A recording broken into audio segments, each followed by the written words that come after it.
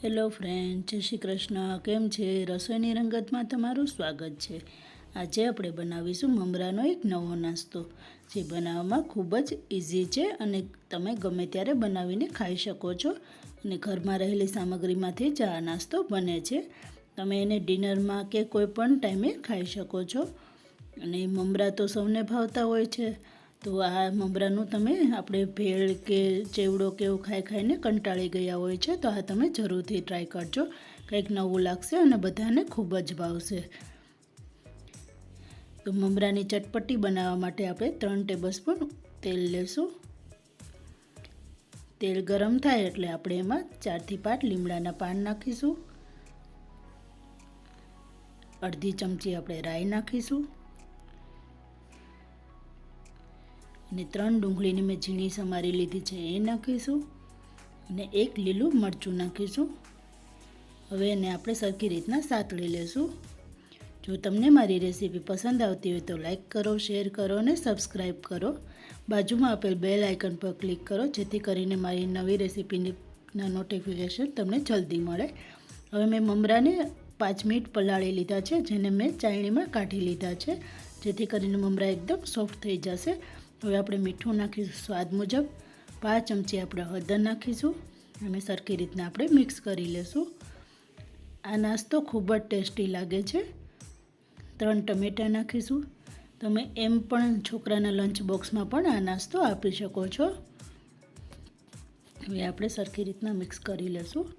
જો તમે છોકરાઓ માટે બનાવતા હોય તો તમે મરચુંને સ્કીપ પણ કરી શકો છો, અને ડુંગળી ન ખાતા હોય તો ડુંગળીને પણ તમે સ્કીપ કરી શકો છો. 1 ચમચી આપણે લાલ મરચું નાખીશું. 3 ચમચી અહીંયા મેં કેચઅપ લીધો છે, જેથી કરીને આપણી ચટપટી એકદમ ખાટી મીઠી એટલે બનશે. અને 5 થી 7 મિનિટમાં જ આપણી બની જાય છે ચટપટી. તો ગ્રીન ચટણી લીધી છે મેં 1 ચમચી, જે ઓપ્શનલ છે. જો તમારી પાસે ના હોય તો તમે સ્કીપ પણ કરી શકો છો. સરખી રીતના આપણે એને મિક્સ કરી લેશું.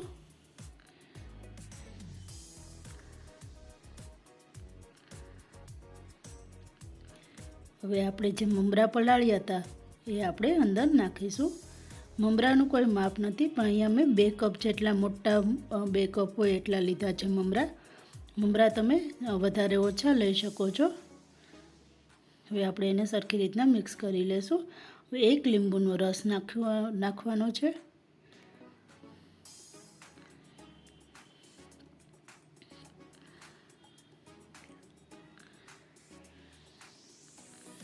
જો તમે ફેસબુકમાં જોતા હોય તો મારા પેજને ફોલો કરજો.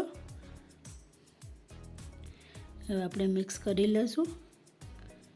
હવે અડધી ચમચી આપણે કિચન કિંગ મસાલો નાખવાનો છે. જો તમારી પાસે કિચન કિંગ મસાલો ન હોય તો તમે ગરમ મસાલો અથવા તો પાવભાજી મસાલો નાખી શકો છો. મને અહીંયા થોડો કેચઅપ ઓછો લાગ્યો તો મેં ફરીથી 2 થી 3 ચમચી જેટલો કેચઅપ નાખ્યો છે. તમે ટેસ્ટ કરી જોજો કેવું લાગે છે. અને આપણે કાચી કેરી નાખી છે. હવે આપણે સરખી રીતના મિક્સ કરી લેશું. આજના રાતના ડિનરમાં તમે ચોક્કસથી આ ટ્રાય કરજો. ધાણા ભાજી નાખીશું આપણે. થોડુંક નવું વેરિએશન તમે આવી રીતના કોઈ કરતા રહો કોઈ પણ વસ્તુમાં, તો બધાને ટેસ્ટ પણ અલગ અલગ આવતો રહે છે અને ખાવામાં પણ મજા આવતી હોય છે. હવે આપણે એને સર્વ કરી લેશું. ઉપરથી આપણે થોડીક ઝીણી સેવ નાખીશું. આ રીતના નાના મોટા સૌને ભાવે છે, અને દાંત વગરના પણ આ ખાઈ શકે છે. અને ઉપર આપણે ટમેટાં, લીંબુ અને કેરી સાથે સર્વ કરીશું. તો જરૂરથી ટ્રાય કરજો અને મને કહેજો કે તમને આ રેસીપી કેવી લાગી. અને બીજી નવી રેસીપી જોવા માટે મારા પેજને અને મારી યુટ્યુબ ચેનલને ફોલો અને સબસ્ક્રાઈબ કરજો.